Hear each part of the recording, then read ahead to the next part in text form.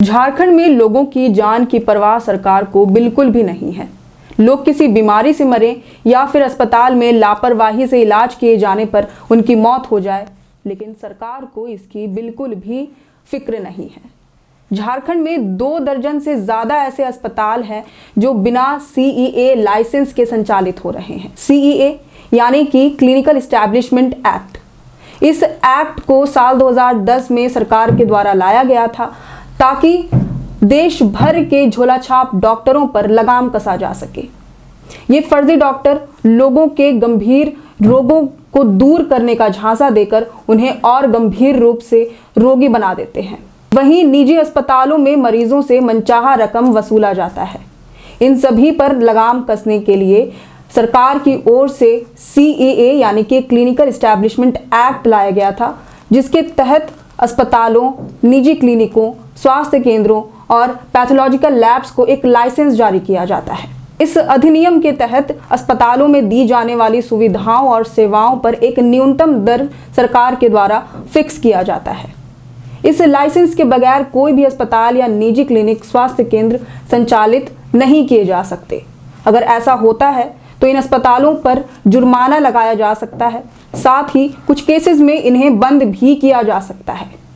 मगर फिर भी झारखंड में 2 दर्जन से भी ज्यादा ऐसे अस्पताल हैं जो बिना CEA लाइसेंस संचालित हो रहे हैं। इस बात का खुलासा राज्य के प्रतिष्ठित अखबार प्रभात खबर ने की है। अखबार से ये पता चलता है कि राज्य के कुछ ऐसे अस्पताल हैं जिनके पास लाइसेंस है ही नहीं।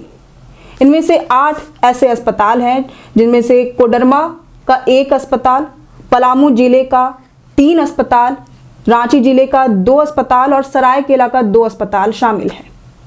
वहीं 6 ऐसे अस्पताल भी हैं जिनके लाइसेंस की अवधि समाप्त हो चुकी है।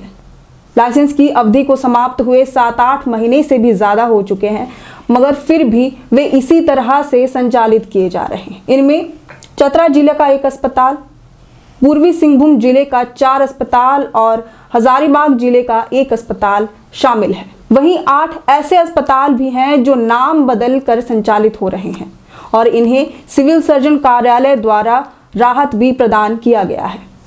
इनमें धनबाद जिले का 3 अस्पताल, पश्चिमी सिंहभूम जिले का 3 अस्पताल और साहिबगंज जिले का 2 अस्पताल शामिल है और ये इसी तरह से बिना किसी लाइसेंस के ही संचालित किए जा रहे हैं। इसी में एक नाम दृष्टि नेत्रालय का भी है जो राजधानी रांची में स्थित है, लेकिन ये दृष्टि आई हॉस्पिटल के नाम से संचालित हो रहा है।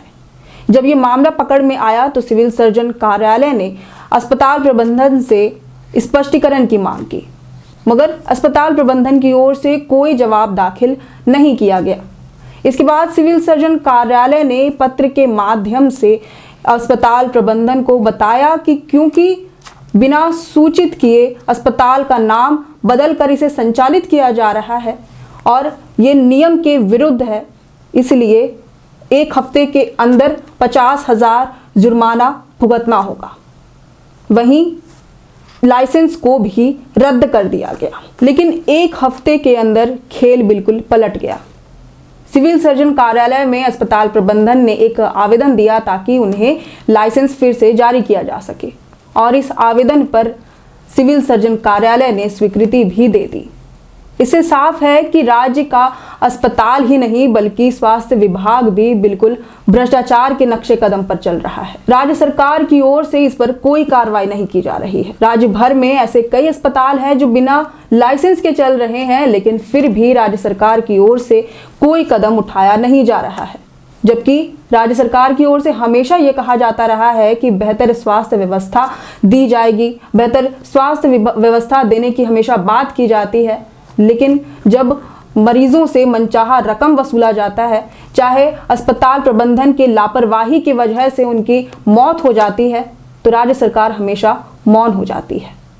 वैसे इस पर आपकी क्या राय है, ये हमें कमेंट करके ज़रूर बताएं और अगर आपको ये वीडियो पसंद आया हो तो इसे ज़रूर से लाइक और शेयर करें। हमारे चैनल लोकतंत्र 19 को सब्सक्राइब और फॉलो करना ना भूलें। फिलहाल लेते हैं अलविदा। जोहार।